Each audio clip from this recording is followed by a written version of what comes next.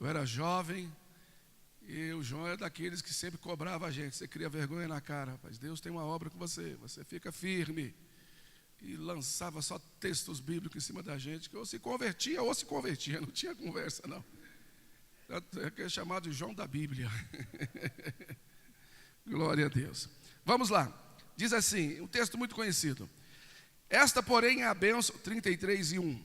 Esta porém é a bênção com que Moisés, homem de Deus, diga se pode por favor, homem de Deus. De novo, homem de Deus. Se não se importar pela terceira e última vez, homem de Deus. Obrigado. Abençoou os filhos de Israel antes da sua morte. A princípio só aqui, seguro que eu vou ler outros textos ainda. Essa é a primeira e a última vez aqui no Pentateuco, na Torá, que Moisés é chamado de homem de Deus. E segundo a história, ele está no último dia da sua vida. Ele vai morrer no final desse dia. E exatamente agora, no último dia da sua vida, em cima do monte, Deus então permite com que ele olhe a terra pela qual ele não entrará e pede para que ele abençoe os filhos de Israel que entrará nessa terra. Tem que ser homem de Deus mesmo, porque se não for, não dá conta não. E fosse comigo, você vai se lascar todo mundo, porque já que eu não vou, não vai ninguém, acabou, já era. Meu coração é ruim, fazer o quê? Não adianta eu mentir. Mas ele não, ele nos ensina. No último dia de vida. E por que não foi chamado antes? Porque para ser homem de Deus, tem que ter uma longa jornada. Hoje você vê tanta gente aí qualificada como homem de Deus, e quando você vai ver a história, a vida, realmente não tem com quem nos ensinar, com quem nos ajudar. Não viveu nada, né? Então, esses dias eu encontrei com o pastor Alcides, que é um grande amigo e um primo. Fomos criados praticamente juntos, ele é mais velho do que eu. E ele, meus pais, todos que me conhecem, disseram que quando eu era pequeno, criança, eu era muito arteira. Bagunçava demais da conta, isso que era além do limite.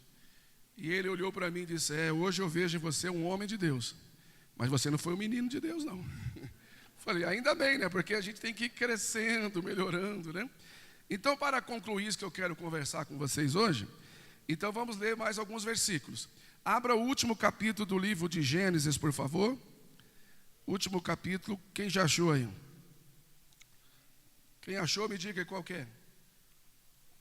Último capítulo do Gênesis. Qual que é? Alguém gritou, 49 ou 50? 50, último capítulo. Qual que é o último versículo? 26. Então vamos lá, qual que é a última palavra? Vamos juntos, 3, 2, 1. 3, 2, 1, Egito. Egito, a última palavra do livro. Vamos fazer assim até Deuteronômio, para saber por que Moisés foi chamado de homem de Deus no último dia da sua vida. Então vamos a Êxodo, último capítulo de Êxodo, qual que é? Vamos assim até lá. Então, lá, a última palavra do livro de Gênesis é qual, gente? Egito. Vamos ver qual que é o último capítulo de Êxodo. Alguém já gritou? O último capítulo, qual que é? O último versículo. Qual?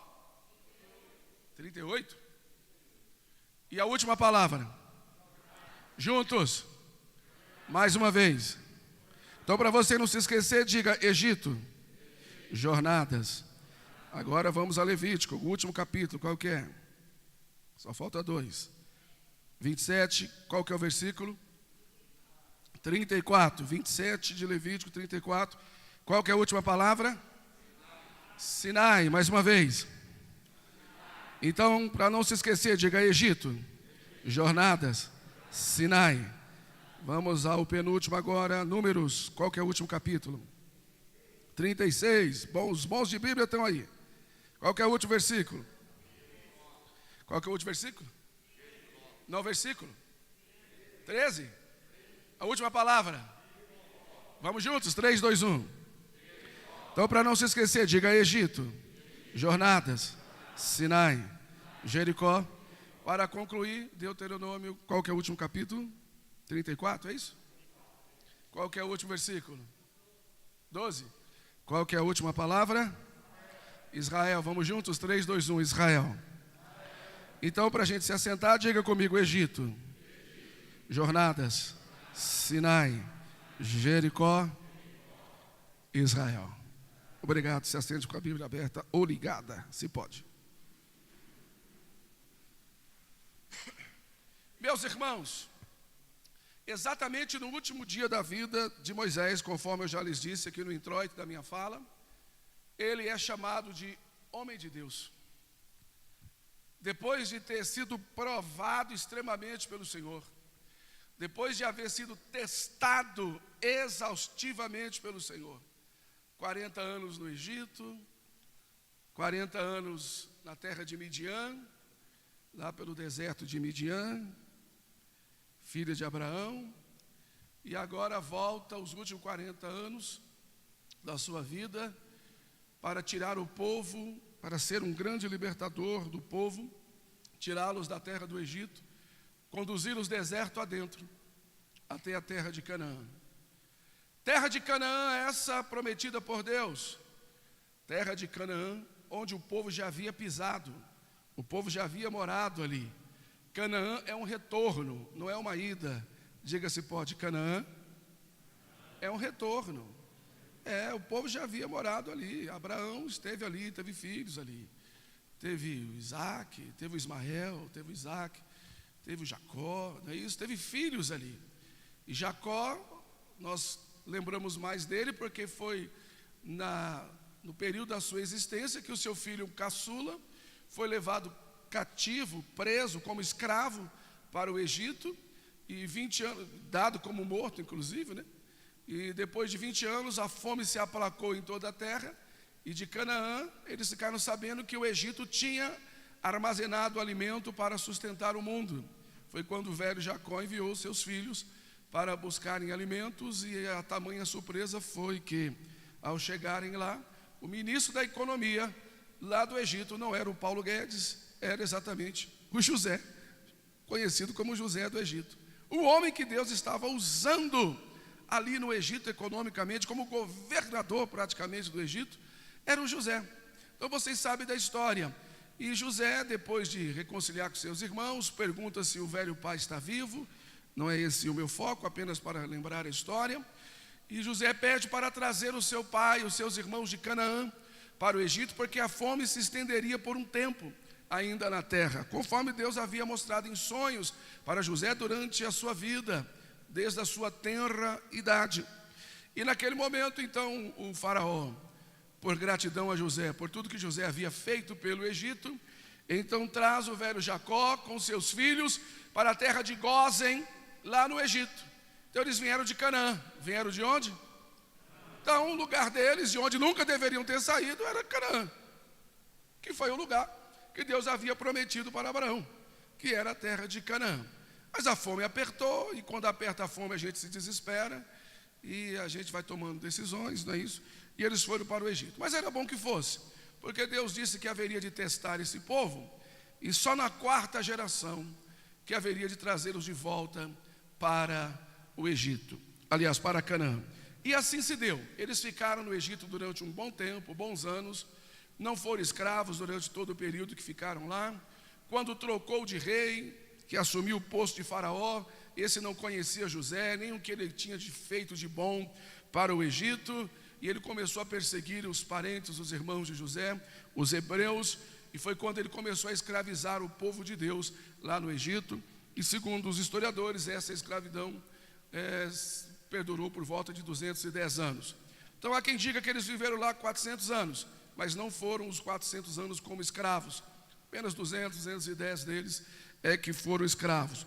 No período em que José estava vivo, por exemplo, eles não eram escravos, viveram um bom tempo desfrutando de todas as maravilhas do Egito, porque o Egito, em tese, não era ruim. Para quem estava vivendo uma fome em Canaã, você chegar no Egito e encontrar pepino, cebola, você falar, eu não gosto de pepino, é porque nunca passou fome. Porque o dia que passar fome, você come o que quiser, o que achar pela frente. Eu, quando fui pastorear lá no sul da Bahia, eu enfrentei uma dificuldade tão grande lá um dia, que eu comi banana verde com casca e tudo, e nunca vi uma banana gostosa como aquela. Porque a fome dói, gente. A fome dói. Então eles disseram, lá tem pepino, lá tem cebola, lá tem peixes, lá tem melão. Olha, lá para quem estava com fome em Canaã, Então o Egito oferecia todas essas coisas boas. Tanto é que quando apertou a dificuldade no deserto, o que é que eles disseram? Por que nos tirou do Egito? Porque lá tinha, lá nós vivíamos bem. Ou seja, não obstante ter que saciar a famigerado desejo do estômago de se alimentarem, eles esqueceram que foram escravos, que eram humilhados, que eram depreciados. Ou seja, para matar a fome não importa que você é humilhado, que você é escravizado, o importante é que eu coma. Então eles estavam dando essa lição de que saciar a fome era melhor do que ser escravo. Aliás, não era melhor. Ou seja, desde que tivesse comida, poderiam ser escravos. Já o conceito de Moisés não era esse. Já o conceito de Moisés era outro. Então Deus começa uma grande etapa na vida de Moisés através desse povo. Então, para ser um homem de Deus, nós precisamos enfrentar as etapas da vida. Diga se pode, para ser um homem e uma mulher de Deus, é necessário enfrentar as etapas da vida. Então, Moisés saiu do Egito. A primeira etapa é sair do Egito. Porque tem gente que quer ser um homem de Deus, mas quer viver no Egito, quer continuar lá. Sendo que o lugar não é lá, o lugar é em Canaã. E sem ter ninguém, você observando, parece que dá uma saudade de estar ali para onde o sol está indo, num lugar que é seu, que você nunca esteve, mas você sabe que é seu. Uma saudade de viver o que você nunca viveu. Mas porque você é de lá, porque aí nós somos da eternidade. Nós somos criados para a eternidade, não é verdade? O homem só saiu do Éden, que é o modelo de eternidade, porque houve uma ruptura, houve uma desobediência, houve um corte no tempo, em razão da desobediência, então o homem saiu. Mas saiu com a promessa de voltar, porque o homem foi feito para a eternidade. O homem foi feito para onde? O versículo mais conhecido que nós pregamos, eu não sei nem se é bom falar, porque tem gente que fica triste com isso, mas não fica não, só tem obreiros aqui, eu sei que são maduros, né? O versículo mais conhecido que nós pregamos, ele tem uma dificuldade na tradução, e quando você busca os textos originais, você melhora ele. É João 3,16, quem pode citar? O mundo, de tal maneira, que deu o seu Filho único, ou unigênito, para que todo aquele que nele crê, não pereça. Então, se você quer crescer, depois pesquise lá. Porque o texto no original diz assim: porque Deus amou a eternidade, e não o mundo, a eternidade, de tal maneira que mandou o seu único filho para trazer o homem para viver com ele, onde? Na eternidade. Porque esse negócio de amar o mundo é controverso com a Bíblia. Se a Bíblia diz que quem ama o mundo, o amor do Pai não está nele, então Deus amou a eternidade de tal maneira que diz: não vou deixar esse homem aqui no mundo, eu vou tirá-lo e vou trazê-lo para a eternidade comigo. É a ideia do Egito. Por isso que nós não podemos aceitar a ideia de ficar no Egito. O primeiro passo é saber que o Egito não é o nosso lugar. Mas lá tem peixes, mas não é o nosso lugar. Tem pepinos, não é o nosso lugar. Lá nós temos casas boas, a terra que a gente mora, a terra de Gósen, é uma terra que as pragas não chegam lá, mas não é o nosso lugar. Nós precisamos voltar para a eternidade, nós precisamos voltar para Canaã, porque lá é o nosso lugar. Quem entendeu, diga amém. Então Moisés demorou a entender isso, precisou decidir pela sua vida. Ele era um egípcio, porque nasceu lá, e era um hebreu porque tinha sangue de hebreu, filho de Arão e Joquebede. E chegou uma hora que ele precisou decidir, porque não dá para viver com duas identidades.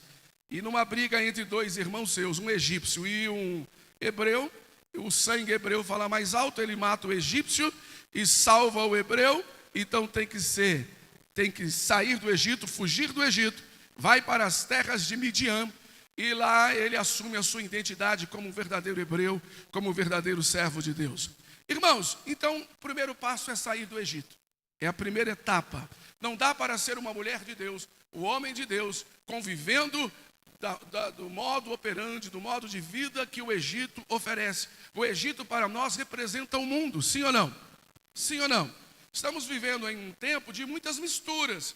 Obviamente que quem é crente há mais tempo, como eu e alguns aqui, que nascemos no berço evangélico, a gente estranha muito comportamento, muitas atitudes, muitas coisas diferentes hoje na igreja, que não eram da igreja de 30 anos atrás. Mas quem garante que a igreja de 30 anos atrás era a igreja do perfil correto, bíblico corretamente? Nós tínhamos muitos costumes que nós colocamos e trouxemos os nossos antepassados, que eram bons costumes, mas não significa que era Bíblia, não significa que era mandamento, não significa que era doutrina, não significa que implicava para a salvação. Eu, por exemplo, aqui estou usando uma barba. Deus me livre, de há 20 anos atrás, usar uma barba. Eu estava para lá dos quintos dos infernos, estava no sexto, né? Porque entendia que barba, que homem de Deus não podia usar barba, mas é uma ignorância pura. Alguém olhou para mim esses dias e falou assim: pastor, eu não pinto meu cabelo, porque Deus fez assim, é assim que tem que ser. Eu falei: tá certinho, meu irmão, é assim que tem que ser. Essas unhas nunca viu esmalte, pastor. Eu falei: glória a Deus, é assim que tem que ser. Aí ela colocou a mão assim no meu queixo e falou: e essa barba aí, pastor? Eu falei: é assim que tem que ser, Deus fez assim, não foi eu que coloquei não, ela já nasceu aí, e é assim que tem que ser, não pode tirar não. Porque se fosse para nascer na mulher, nasceria, não nasceu, nasceu no homem, então é do homem. Não é verdade? Então, assim, são coisas que nós estamos vendo muitas mudanças, mas que também não eram paradigmas, não eram coisas, eram bons costumes, muito sim. Agora, o que é que tem me preocupado? Pessoas que querem viver o seu caráter cristão baseado no Egito, baseado numa forma de pensar dos egípcios, na forma de viver dos egípcios, não apenas as vestes, não apenas o exterior, o estereótipo, mas eles querem viver, internacionalizar dentro de si, ou seja, viver como a cabeça dos egípcios. Os egípcios não têm uma cabeça de Canaã, porque eles são egípcios, a cabeça deles é diferente. Eles não conhecem o Deus Todo-Poderoso, eles têm Faraó como seu Deus. Eles têm divindades, pequenas divindades, que na cabeça deles acessa uma divindade maior, um Deus maior. Então, ou seja, são pagãos, são idólatras, e muitos querem viver na igreja sendo homens e mulheres de Deus, com esse pensamento, com essa forma de pensar, como o Egito pensa. Não dá certo. Por isso que Moisés não foi chamado de homem de Deus aqui no Gênesis, não foi chamado no Êxodo, no Levítico, no Número, só lá em Deuteronômio, no final da vida, depois que deu provas, foi testado por Deus e deu provas de que de fato amava a Deus. Então agora você é um homem de Deus. A gente pega esse povinho novo, muito novo, nada contra novo, porque eu comecei a pregar muito novinho. Mas acontece que a gente coloca uma responsabilidade muito grande no peso, um peso muito grande sobre algumas pessoas que elas não conseguem carregar, elas não conseguem cumprir. Daqui a pouco elas se decepcionam a gente, porque às vezes pode fazer a obra sem necessariamente carregar um título. Pega alguém novinho que você vê que tem um chamado pastoral, 16, 17 anos, 18 anos, mas ele pode até exercer a função pastoral. Mas você coloca o nome de pastor, vai pesar demais. De apóstolo, vai pesar demais. De bispo, vai pesar demais. Daqui a pouco ele não dá conta de carregar isso. Ele está envergonhando a todos nós, decepcionando a todos nós, porque ele não está maduro ainda, não maturou. Requer enfrentar as etapas da vida. Hoje, depois de 35 anos praticamente de ministério, somente agora eu me sinto capaz para falar algumas coisas na igreja, pastor João Sobrinho, algumas coisas. Não me sinto capaz para outras, depois de ter sofrido tanto, de ter apanhado tanto, de ter aprendido tanto. Então agora eu me sinto capaz de falar algumas coisas. Não são todas ainda. Tem assuntos que eu não dou conta. Por quê? Porque ainda não tenho convicção. Preciso ainda enfrentar aquela etapa. Então pesa muito sobre nós. Deixar o Egito é fundamentalmente importante para quem quer ser um homem de Deus. Segundo passo, quando saiu do Egito, entrou na segunda etapa. Qual que é a segunda etapa? Quem se lembra? Quem se lembra? Depois do Egito, falamos o quê? Jornadas, diga mais forte, jornadas. A nossa vida é feita de jornadas. E toda jornada no seu começo, ela é muito difícil. Por que ela é muito difícil? Porque a gente não sabe o final dela, a gente não tem essa capacidade de enxergar. Quando nós estamos no início de um casamento, ninguém sabe como vai ser o final desse casamento, ou o meio dele, pelo menos. Imagina que vai ser tantas coisas, e não damos conta de chegar ao final dele, porque não sabemos como vai ser essa jornada. Alguém morre pelo caminho, alguém se perde pelo caminho, alguém trai pelo caminho, e você não conseguiu enxergar isso. Então toda jornada ela é incerta, porque nós não conseguimos enxergar o seu final. Uma jornada acadêmica. Quantas pessoas já entraram na faculdade e começaram a fazer um curso, e na metade do curso, ou até mesmo antes, mudaram de curso, porque imaginou que aquele curso seria uma coisa e de repente quando foi estudar viu que não era, precisou mudar de curso. Exatamente porque a gente não tem poder, pastor Josué, de enxergar o final da jornada. A gente não tem. Então toda jornada ela é muito incerta para nós. Uma jornada de casamento, quando chega uma criança, um desejo de ter um filho, eu quero ser pai, eu quero ser mãe. Quando a criança chega, muda todo o ambiente da casa.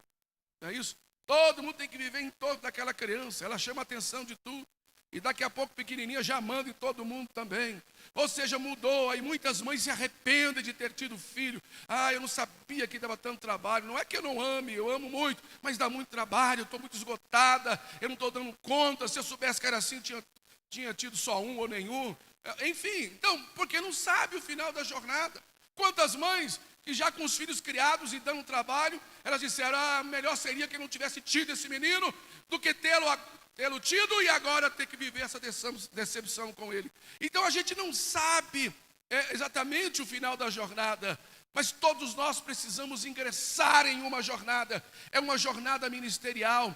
Quantos entraram no ministério imaginando que o ministério fosse apenas flores, fosse apenas um mar de rosa, e se decepcionaram no ministério, se frustraram no ministério, se frustraram achando que tinha uma chamada de Deus e não tinha.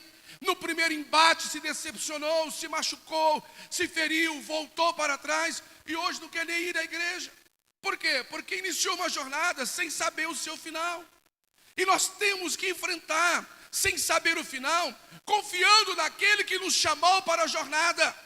Porque aquele que chamou a mim e a você, ele conhece o começo, ele conhece o meio e ele conhece o fim. Ele quer que nós confiemos nele, porque é ele que está nos conduzindo nessa jornada.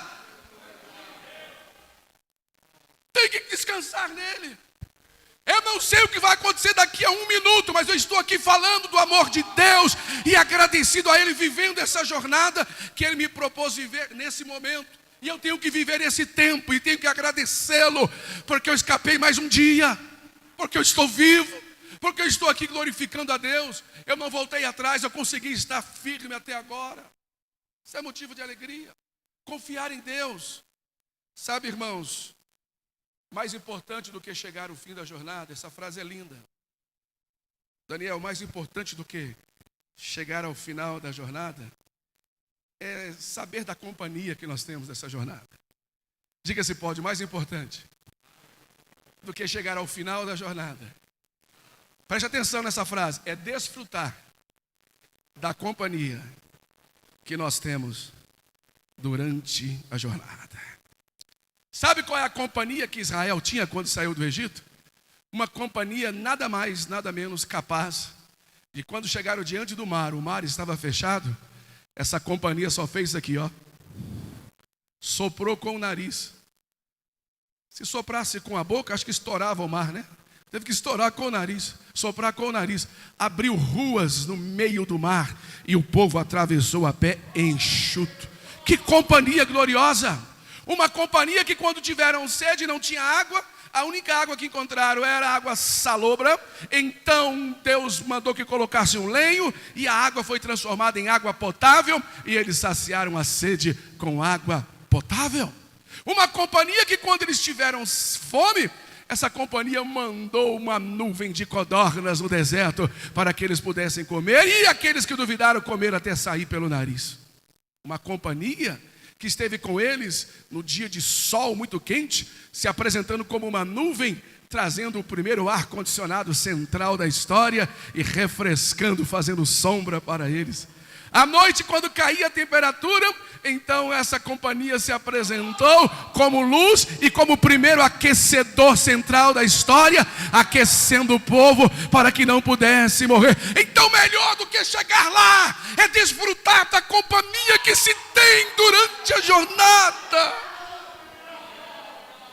Meu irmão, pelo amor de Deus, às vezes a sua ânsia é tão grande de alcançar o que você deseja, que você não desfruta o que está recebendo hoje. A ânsia é tanto de alcançar o que quer e o que pede, que não consegue enxergar e viver os benefícios que está recebendo hoje. Vamos adorar a Deus pelos benefícios de hoje. de agora. Vamos valorizar a companhia. Salmo 22 diz que o Senhor está entronizado entre os louvores de Israel. O que é isso? Enquanto a igreja, enquanto Israel, enquanto aqueles que adoram a Deus, Deus vem, se instala, o seu trono está aqui e nós estamos diante dele rendendo-lhe louvores. Então quero lhe dizer que o trono de Deus está instalado, estabelecido aqui nesta manhã. Vamos aproveitar do trono dele que está aqui. Agora a preocupação quanto ao amanhã é tamanha que não consegue ver o milagre do mar se abrir. E Deus mandar codornizes. Viver os milagres da vida cotidiana. Eu tenho encontrado tanta gente por aí. E eles têm dito assim: ah, pastor, a igreja está muito fora de lugar. A gente já não vê mais milagres como a igreja primitiva, paralíticos andando, levantando, mortos ressuscitando. E essas coisas a gente não vê mais na igreja. E eu às vezes fico preocupado com quem tem esse tipo de entendimento. Não que os milagres não aconteçam. Eles acontecem, eles continuam acontecendo. Acontecendo de forma maravilhosa, conforme o Senhor preparou. Tem um texto do profeta Isaías tão maravilhoso. Capítulo 9. Pastor Paulo, lê para mim. Capítulo 9 do profeta Isaías, me veio agora aqui. Esse texto é tão glorioso e a gente precisa pensar nele. Olha como o Senhor profetizou algo glorioso, que nós estamos vivendo ele agora, e muitos de nós imaginamos que os milagres não estejam acontecendo. Capítulo 9, o mais conhecido é o 6, né? Lê o 6 para mim, por favor. Diz assim a palavra de Deus: porque um menino nos nasceu, um filho se nos deu. O governo está sobre os seus ombros. Que mais? E o seu nome será Maravilhoso, Conselheiro, Deus Forte, Pai da Eternidade, Príncipe da Paz. Agora veja o versículo seguinte. A gente sempre lê até aí. Veja o versículo seguinte. Ele estenderá o seu governo. O prolongamento do seu governo, desse menino. Quando ele nascer, está falando de um menino que vai nascer ainda 700 e tantos anos depois, sim ou não? E o mesmo que está profetizando está dizendo: o prolongamento do ministério desse menino será o quê? Lê, por favor. E haverá paz sem fim. E haverá paz sem fim. Sem fim. Obrigado, Deus abençoe. Depois você continua lendo em casa. Ou seja, esse menino vai nascer. Ele vai zerar o marco na história. Ele vai plantar o reino de Deus nessa terra. E o prolongamento daquilo que ele vai fazer não tem fim. O prolongamento. Gente, quantas pessoas hoje deixam de morrer porque os médicos conseguem fazer um transplante de coração? Tirar o coração de alguém que morreu, o cérebro já morreu, e implantar numa pessoa e a pessoa continua a viver. Quantas pessoas que os rins já pararam e eles conseguem fazer um transplante de rins e fazer a pessoa viver. Quantas pessoas que não estão enxergando mais fazem um transplante de córneas e passam a enxergar novamente. Quantas pessoas já estavam sentenciadas à morte e a medicina vai lá com uma sabedoria incrível, impressionante, com uma tecnologia maravilhosa e dá vida para essa pessoa. O que é isso? É o prolongamento desse reino que deu sabedoria, que deu entendimento e vai produzindo paz ao coração dos homens. Eu quero lhe dizer que o poder que começou há 2000 anos atrás, com a implantação desse reino, quando o Filho de Deus pisou aqui, ele continua, ele está presente entre nós. É uma jornada, meu filho. Nós precisamos enxergar isso. Senão você vai engrossar a fileira daqueles que dizem que já não tem mais milagre. Como não tem milagre? Deus está usando os homens de forma maravilhosa para fazer milagres? Sim ou não? Só sabe responder isso quem já esteve à beira da morte no hospital e o médico conseguiu colocar um stent na veia do seu coração e não te deixou morrer. Olha, quando é que Jesus ia fazer isso? Jesus nunca colocou um band-aid em ninguém, irmão. Até porque não tinha band-aid naquela época. Mas ele deu sabedoria para que o prolongamento do seu reino pudesse salvar vidas e produzir paz no coração daqueles que estivessem na jornada. Quem consegue me entender, diga amém. Isso é glorioso, gente. Isso é lindo. Nós precisamos enxergar isso. Caminho para a gente encerrar. Tem muita coisa. Então, nessa jornada, nós precisamos entender que há momentos bons e momentos ruins. Há momentos alegres e momentos felizes. Triste, digo, e felizes. Há momentos de um misto de sentimento, de alegria e tristeza ao mesmo tempo. Sexta-feira nós sepultamos um pastor nosso, o pastor Edson. Após quase 30 dias internado, uma questão do Covid, que aplicou também dificuldades em outros órgãos e não aguentou. E à tarde estava sepultando o nosso irmão. E à noite já estava dando uma palestra para os casais de uma das nossas congregações. Então é assim.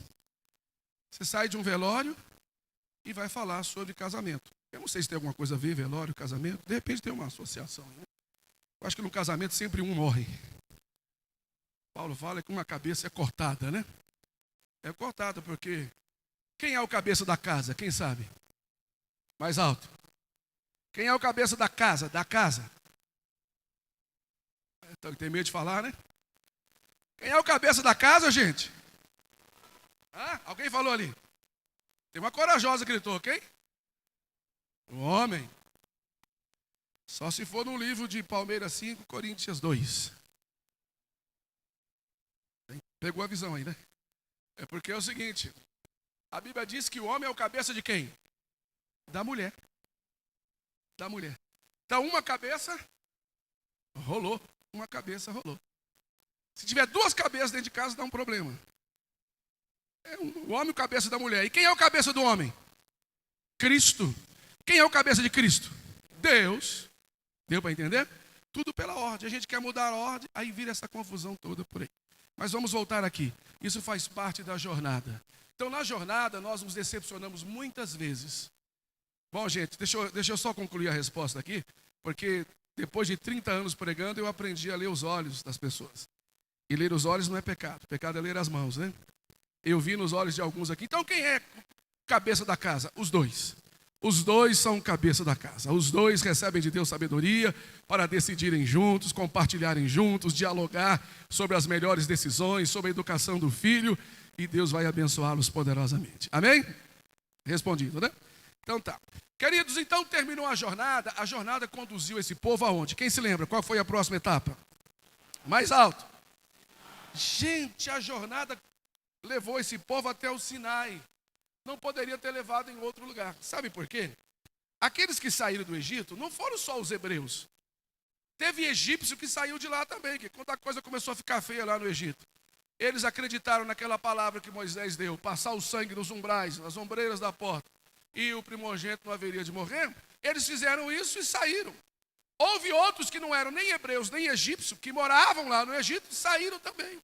Então saíram pessoas de várias nacionalidades. Os especialistas dizem que tinha um representante de 70 nações ali presente. E muitos deles não conheciam a Deus. Muitos deles não conheciam a Deus. Saíram no embalo. Não tinham experiência. Eles não tinham vivência com Deus. Saíram porque a boca esquentou lá, como diz a história, então vamos sair. Para não morrer. Mas não conheciam a Deus. E quando chega no Sinai, até chegar no Sinai, no dia que completou 50 dias, 49 dias, que atravessaram o mar, quando fechou 50 dias, eles estavam diante do Sinai. Por isso que é chamado no grego de Penta. Porque 50 dias, é dali que se vem a festa do Pentecostes, a festa do Shavuot, porque foi ali que Deus, aos 50 dias, parou e deu as leis, os ensinamentos, deu a eles o conhecimento da sua fala. O que acontece? Moisés falava com o povo. O povo dizia, não queremos saber não, fala para Deus que não é assim. Moisés voltava e dizia, Deus, eu falei com eles disseram que não é assim, que eles querem desse jeito. Aí Deus fala para Moisés, faz o seguinte, fala para eles quem manda sou eu, e vai ser assim, assim, assim. Aí Moisés voltava e dizia para o povo dizia, mas a gente não quer do jeito dele, é do nosso jeito. E foi, vai e vem, Moisés se cansou. Quem é que não se cansa um negócio desse? Lidar com gente não é fácil, irmão.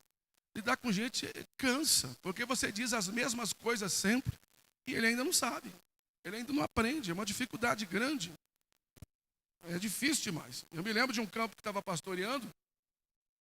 Chegou uma irmã e falou assim: pastor, eu quero fazer uma reclamação do dirigente da congregação que eu congrego lá. Eu disse: é mesmo, minha irmã? O que aconteceu com ele?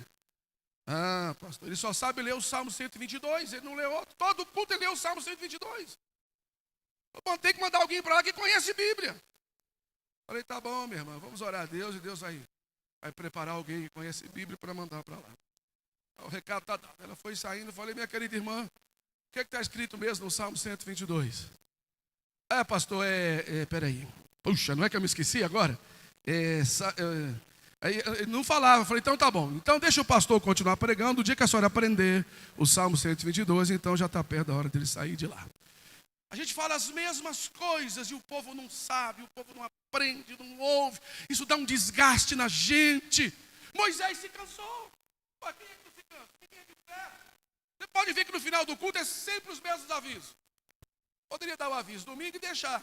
Mas quando é na quinta-feira já se esqueceu. Tem que dar o mesmo aviso. É uma luta. Quem sabe agora nesse tempo de pandemia, reuniões menores, usando muita tecnologia, a gente consiga melhorar isso. Porque senão é meia hora só dando aviso no culto, mais do que o tempo da palavra. Impressionante. Então o que acontece? Moisés se cansou. Diga: Moisés se cansou. Deus falou: então faz o seguinte. Como é que nós resolvemos isso? Moisés deu uma fala para Deus. Por que o Senhor mesmo não fala com esse povo? O povo é seu. Foi o Senhor que tirou ele de lá. O projeto é do Senhor. Por que o Senhor mesmo não fala com eles? Você sabe que Deus gostou do que Moisés falou? Deus gostou. Então reúne o povo tal dia, tal hora, ao pé do monte que eu vou falar com eles. Meu Deus, também digo eu, João Sobrinho, porque pensa numa cena horrorosa. Não foi fácil, não. O povo fica brincando com Deus, gente. Quando Deus fala, um dia desses eu estava indo de São Paulo a Belo Horizonte de carro e formou um temporal tão grande e vento soprou muito forte, balançava o carro. Eu pensei comigo: vou parar no próximo posto, porque senão eu vou capotar esse carro aqui, o vento está muito forte. E parei debaixo da cobertura de um posto, onde já haviam outros carros. E quando eu parei, que eu olhei para a cobertura do posto, eu vi quando ela fez assim. Falei: vixe, vai cair em cima de mim, vai ser pior, vou morrer esmagado pela cobertura. Saí com o carro debaixo da cobertura, um vento e uma chuva. E de repente veio um trovão assim, Daniel, mas tão forte, parece que tinha aberto um buraco e o mundo inteiro tinha caído lá dentro. Não vou falar para vocês que eu fiquei com medo, não. Mas eu fiquei com pavor. Eu abaixei o vidro um pouquinho assim, falei: Deus, tem misericórdia aí, eu vou morrer. Me ajuda aí, Senhor. Irmãos, mas foi um pavor tão grande. E foi exatamente isso e pior do que aconteceu lá no pé do monte. Sabia disso? A Bíblia diz que tinha trovões, relâmpagos e vozes. Diga se pode: trovões, relâmpagos, vozes, raios de fogo, cortando assim para lá e para cá. E o povo vendo aquela cena. O autor de Hebreus, lá no capítulo 12, ele descreve que se Hollywood descobrir isso aí, vai fazer um filme. Uma cena horrorosa. Moisés diz que se um animal encostasse no monte, morreria. Moisés, que era acostumado a falar com Deus, era o interlocutor. Moisés disse: pare, Senhor, que eu vou morrer, eu estou com medo. Moisés que falou isso. O autor de Hebreus registra.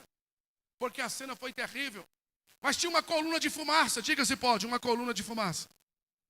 Ah, que coisa linda. E Deus disse: Moisés, reúne o povo que eu vou falar com eles. O povo pensou que ia morrer. Porque eles cresceram ouvindo dizer assim: esse Deus aí, ele não fala com o homem, não. O dia que ele falar com o homem morre. Alguém dizia: então como é que Moisés fala com ele? Moisés é especial. Eles diziam: Moisés é único. Pode ver que é ele que traz o recado. Então, qualquer um de nós aqui que ouvir a voz de Deus um dia, nós morremos. Nós falamos com ele como? Através do sapo, através do piolho, através do Nilo, através do sol, pequenas divindades. Eles cresceram assim. Nunca ouviram esse Deus, porque sabiam que se esse Deus falasse, eles morreriam. Cresceram assim. E o dia que Moisés falou: vamos reunir, porque Deus vai falar com vocês, o pavor tomou conta. Eles imaginaram: vai ser uma grande carnificina nesse deserto. Iremos morrer todos aqui. E havia uma cortina de fumaça. Diga: cortina de fumaça. E a voz de Deus falou por trás da cortina de fumaça. Aleluia, também digo eu. Deus se apresentou, irmão, em meio àquela cena de horror. E Deus se apresentou para aquele povo, Deus capacitou aquele povo, Deus encheu aquele povo, Deus esclareceu a mente daquele povo. Foi um momento em que Deus capacitou o povo para continuar a jornada. Diga se pode, o Sinai. Diga se pode, o Sinai foi o lugar da capacitação de Deus. Diga, capacitação de Deus para aquele povo. Todos quiseram? Não. Todos aceitaram? Não. Mas os que aceitaram conseguiram romper. Ali no Sinai, Deus capacitou o povo, Deus se revelou a eles. Quando terminou a cena, pastor Paulo, foi engraçado, porque olhou um para o outro e disse assim: me belisca aqui, devagar, vê se eu estou vivo. Deixa eu ver se você está vivo. Me belisca aqui, você está vivo? Tem gente viva aí? Não, eu estou vivo. Tem gente viva aí? Tá, mas você ouviu Deus falando? Ouvi. Mas você está viva? Mas você está vivo? Ué, então é mentira aquilo que falaram para nós. Diz a Bíblia que formou um coral e eles em voz uníssona disseram: na verdade Deus fala com o homem e o homem não morre, o homem fica vivo. Você não vai morrer, porque Deus está falando com você nesta manhã, e está falando para produzir vida no teu ministério, na tua alma, na tua família, no teu coração. A voz de Deus, ela produz vivacidade na nossa alma, no nosso espírito. É muito lindo o que Deus está falando aqui nessa manhã.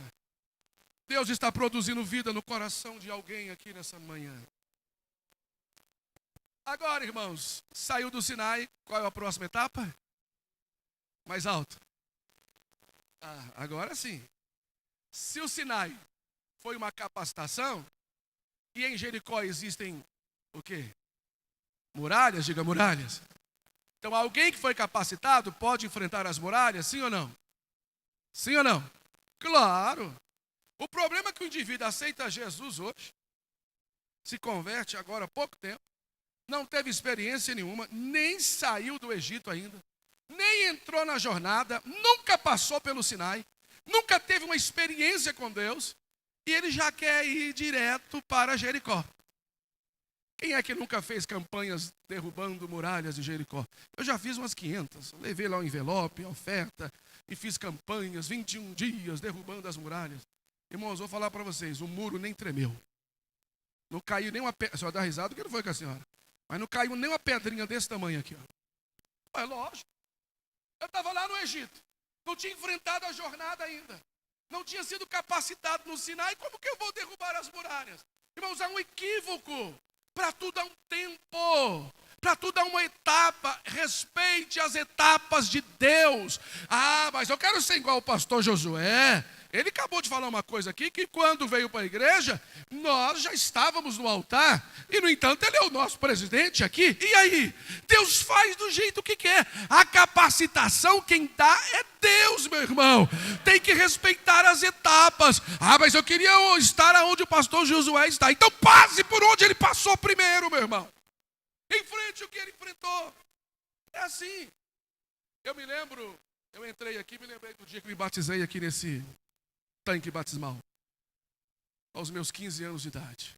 Os meus 15 anos, não voltam nunca mais. Como eu era feliz. Me batizei aqui aos 15 anos de idade, fazia teologia aqui na Idade, no núcleo 32, aqui atrás. Deve ter a sala ainda, por aí. O que acontece? Eu me lembrei de eu era molequinho, eu me lembrei de uma das últimas mensagens do pastor Cícero Canuto de Lima. Eu era bem pequenininho. Era jovenzinho, mas já frequentava a igreja. E eu me lembro que o pastor Cícero Canuto de Lima, que era o presidente do Belém, ele falou assim: quer ser um Daniel? Então aceite a ideia de ser jogado, lançado na cova dos leões. Eu nunca me esqueci disso. Você quer ser como Sadraque, Mesaque e Abednego? Aceite a ideia de ser lançado na cova dos leões. Ou seja, a pessoa nos vê aqui no altar, no púlpito, pregando, ocupando alguma posição, e diz: eu queria ser igual a fulano. Então passe por onde passou, respeite as etapas da vida. Eu conheci um tanto de gente que desrespeitou e tomou posições que não estavam preparados ainda, e se decepcionou, e decepcionou a igreja, e decepcionou Deus. Então espere o seu tempo. Você consegue olhar para alguém bonito perto de você aí? Se não for bonito, procure outro, por favor. Mas diga para ele assim: espere o seu tempo. Espere o seu tempo. Respeite as etapas. Diga para ele: respeite as etapas. Viva hoje essa etapa que Deus te permitiu viver, porque ela vai mudar. Ela vai o quê? Ela vai mudar. Diga, ela vai mudar. Chegou lá diante dos muros, receberam as ordens, as orientações do grande capitão, e os muros caíram, porque estavam capacitados. Quem entendeu, diga amém. Depois que passaram por Jericó, era o último empecilho, o último obstáculo para adentrar a terra de Israel, que é a terra de Canaã, de onde haviam saído. Então agora Moisés está em cima do monte, enxergando toda Canaã, ajudando a fazer a divisão das tribos para onde elas iriam. Moisés enxerga a terra que mana leite e mel, e lá ele não entra. E no último dia de vida, então o autor escreve: Moisés, homem de Deus. Mas teve que passar por tudo isso para ser um homem de Deus. Teve que passar por tudo isso. Sabe, irmãos, e ele começa a abençoar o povo. Ele começa agora a abençoar as tribos. Ele dá uma bênção específica para cada tribo, para cada filho de Israel. Ele começa a dar recomendações de Deus em cima de um monte, enxergando a beleza da promessa, sabendo que lá ele não haveria de entrar. Tem dois detalhes que eu queria compartilhar com vocês, eu já vou encerrar. Dois detalhezinhos aí que eu julgo ser muito importante.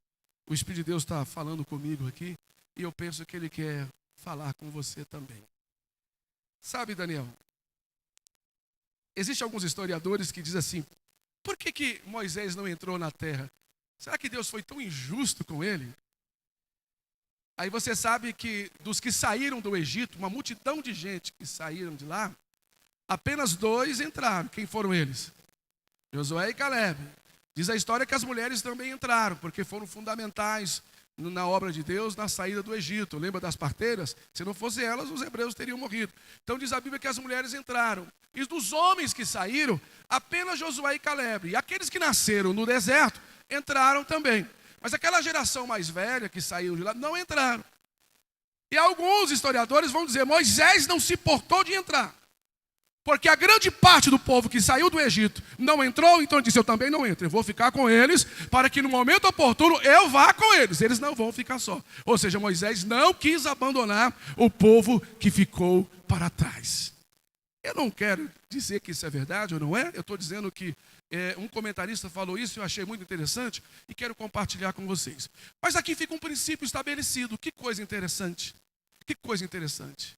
Quantas vezes nós, no afã de conseguirmos aquilo que queremos, nós deixamos pessoas para trás.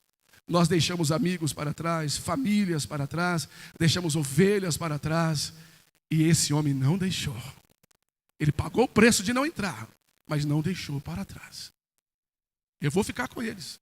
O dia que eles forem aí, no momento da eternidade, eu vou junto com eles. Mas eu não vou abandoná-los. Essa é a primeira informação que eu queria compartilhar. A segunda, por isso que ele está preparado para ser um homem de Deus, né? A segunda informação, muito interessante, que eu julgo ser legal para você pensar, não precisa crer em nada disso, só para você pensar, é que os historiadores dizem para nós que a razão pela qual, a mais forte, pela qual Moisés não entrou na terra, foi que no dia que ele estava lá diante da sarça, aquela presença gloriosa, Deus se apresentando a ele, dizendo: você volta ao Egito, você vai me representar. Ele ficou questionando com Deus: não, eu não posso. Eu sou um homem de alguma versão fala que é gago, outra fala de língua dobre. E na verdade é o seguinte: 40 anos que ele estava em Midian, ele já não tinha mais fluência na língua do Egito. Então ele tinha dificuldade: eu já não tenho mais fluência em falar a língua do Egito, Senhor. O meu idioma já é outro aqui. E ficou questionando. Gente, quando Deus manda, não tem que questionar, tem que ir. Porque senão a oportunidade passa. Já viu aquele cavalo arriado passando na frente? Se você não montar, na volta tem gente até na garupa. E nós perdemos a oportunidade. Então ele perdeu. Deus falou: tá bom, então já que você não quer, eu mando Arão com você. Arão vai com você. Sabe, irmãos, e Arão se transformou em um sacerdote. Em um quê? muito mais importante do que Moisés. Preste atenção nisso. Porque agora, depois de constituído as regras, quando a pessoa errava, pecava, tinha que falar com Deus, eles passavam por Moisés. Shalom, Moisés, tudo bem? Moisés todo pomposo, achando que as pessoas vinham falar com ela. Com licença, que o meu negócio é com Arão. Arão, eu pequei. Eu desobedeci. Eu briguei com a mulher lá, ela fritou o ovo lá, mal frito. Fez 2 vincos lá na camisa, e eu briguei com ela. E eu queria que você me levasse o meu caso diante de Deus, para Deus perdoar. Então as pessoas passavam por Moisés e iam falar com Arão. Os filhos de Arão, naturalmente, já nasceram sendo o quê? E os filhos de Moisés já nasceram sendo profetas? Nananina, não. Imagina o Moisés, a alegria no coração de ver o irmão ser um sacerdote, mas a tristeza de ter rejeitado a oportunidade lá quando Deus falou, e Deus disse, então tá bom, então eu mando o seu irmão. E vai ter que amargar agora em ver Deus usar o seu irmão, quando deveria ser ele, porque rejeitou ao chamado de Deus. Então agora ele está em cima do monte, ele está vendo a terra, ele sabe que não vai entrar, mas o seu coração está tranquilo. Eu sei, porque a culpa foi minha mesmo, mas eu não estou triste, Deus, eu não estou chateado, porque eu sei que na ressurreição eu estarei com o Senhor. Será que é por isso que a Bíblia chama ele de homem de Deus agora no final da vida? Será que é por isso? Gente, eu encerro. Se deixar, eu falo até amanhã, que eu me empolgo. Eu desliguei a Bíblia. Eu encerro dizendo assim: eu sinto Deus aqui. Se eu estivesse falando 500 línguas estranhas, virando cambalhota aqui, correndo, talvez tinha gente que diria, como ele está cheio de Deus, né? Não precisa, eu estou cheio de Deus aqui. Já me deu vontade de dar uns 3 carreirão aqui, mas com esse corpo aqui eu posso cair, me machucar. Mas eu estou sentindo Deus aqui. Deus está nos ensinando maravilhosamente aqui nessa manhã. Para concluir, quando Moisés trouxe as tábuas das leis lá no monte, pastor João, e aí Moisés arrebentou com as tábuas. Como é que quebra algo que Deus fez, né? Gente, o que Deus tinha de mais importante lá, deu para o povo, que eram as leis. Que eram o quê? Tem um tanto de gente que não gosta de lei aí. Eu fico pensando, por que não gosta de lei? Porque as leis são que nos mantêm vivos, nos mantêm salvos. Se ninguém obedecer às leis, vai morrer. Tem um tanto de gente que está preso hoje porque não obedece às leis, sim ou não?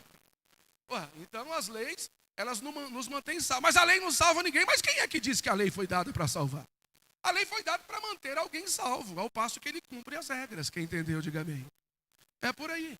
Deus, o que tinha de melhor lá, Edgar, com seus ensinamentos, com seus mandamentos, trouxe e deu para Moisés para ensinar o povo, para que eles pudessem se manter a salvos. Moisés, quando chega e vê 3.000 daqueles homens, diante de um bezerro de ouro, praticando idolatria, o que Deus já havia pedido por diversas vezes, Moisés pegou o que Deus deu para ele, foi feito com a mão de Deus, com o dedo de Deus. O que Deus tinha de mais importante, Deus fez o quê? Moisés fez o quê? Moisés fez o quê? Quebrou. Eu já vi muitas pessoas dizendo, porque ele ficou com... Qual foi o sentimento, será, que ele teve? Porque ele quebrou a tábua. Gente, quem sabe? Quem imagina? Alguém falou, ira, quem mais pode ajudar? O que Moisés sentiu ali para poder quebrar aquelas tábuas? Decepção, o que mais? Hã? Eu já ouvi tudo isso aí. E muito mais. Não está errado, não. Mas na verdade, sabe o que é que ele sentiu ali? Perdão, compaixão. Ele sentiu amor. Ele sentiu misericórdia. Porque naquelas tábuas, um dos mandamentos mais severos é não praticar o quê? Idolatria, diga. Idolatria. E o povo estava praticando o quê? Se ele entrega aquelas leis, o povo já teria que morrer de imediato.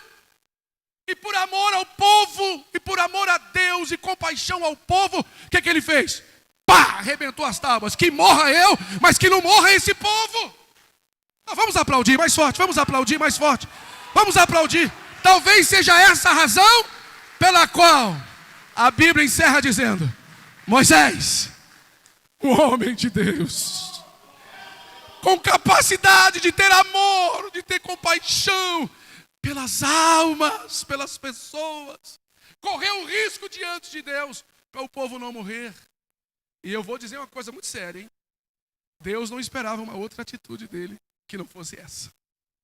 Deus não esperava uma outra atitude, pastor Paulo Sérgio, que não fosse essa. Como é que o senhor prova isso?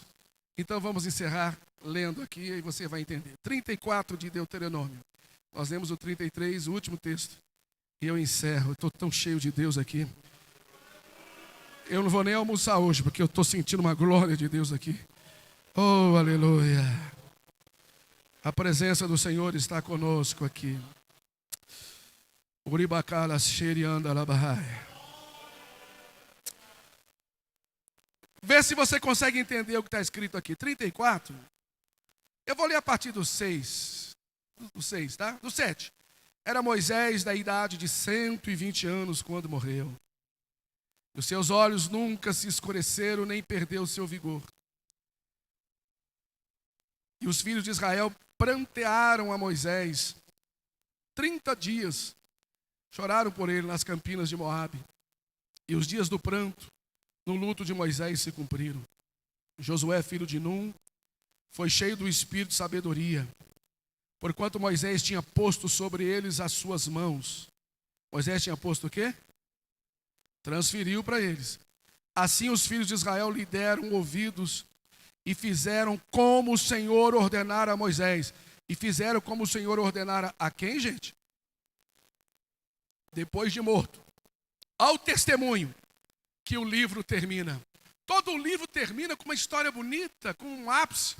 Sabe aquele filme que você assiste e o final é uma porcaria? Ah, não acredito que eu fiquei 2 horas aqui para esse filme terminar assim.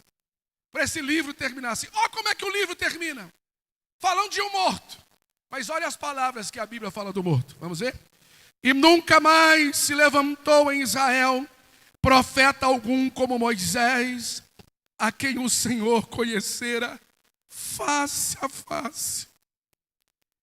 Isso aqui foi escrito lá em Babilônia, muitos anos depois, e quem escreveu, quem fechou o livro, disse de lá para cá, nunca mais se levantou um profeta como ele, como a quem Deus o conhecera face a face. Escute aí ao versículo seguinte.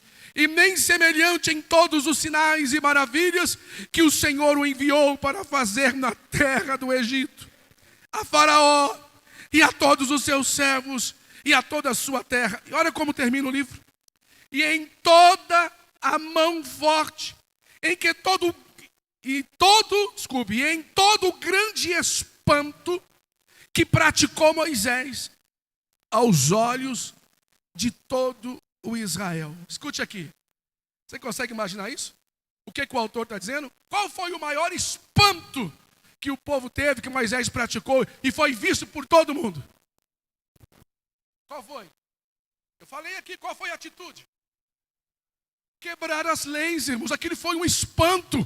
O homem fica 40 dias, 40 noites, recebe de Deus, e quando chega, arrebenta com as tábuas, e a Bíblia termina ovacionando. Homem de Deus, Deus foi com ele, nunca se levantou um profeta igual a ele, porque teve coragem de quebrar as tábuas, mas não deixou de amar o povo, não deixou de defender o povo, não deixou de estar ao lado do povo. Talvez seja por isso que a Bíblia encerra dizendo: Moisés, homem de Deus. Deixa eu orar por você. Curva a sua cabeça. Querido Deus e amado Pai,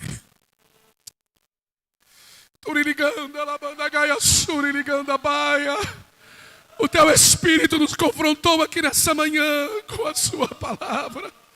Essa palavra não é minha, ela é sua, é do Senhor. E o Senhor a fez borbulhar na minha alma uma vez mais. Ah, quantas carências nós temos de homens e mulheres de Deus. Pessoas que tenham de fato o amor, a compaixão, estejam dispostos a sofrer o dano, a enfrentar o risco por amor à tua obra, por amor à palavra, por amor ao Evangelho, por amor às almas. Senhor, nós queremos ser qualificados como homens e mulheres de Deus. Eu sei que aqui tem pessoas também, e não tem sido fácil as etapas. Eu não sei em qual etapa as pessoas estão aqui. Eu sei que são diferentes etapas, mas eu sei que o teu Espírito está consolando cada um deles, fortalecendo a cada uma delas, restaurando a cada um de nós, para que possamos estar no centro do teu querer, no centro da tua vontade, Senhor, mesmo no último dia de vida, mas cheios do teu Espírito, com a capacidade de abençoar, com a capacidade de abençoar, com a capacidade de abençoar aquele que nos feriu, aquele que nos traiu, aquele que nos perseguiu, aquele que nos machucou, aquele que nos sangrou, com a capacidade de perdoá-los, porque fomos de fato preparados pelo Senhor. Capacite a tua igreja nesta manhã. Capacite o teu povo nesta manhã.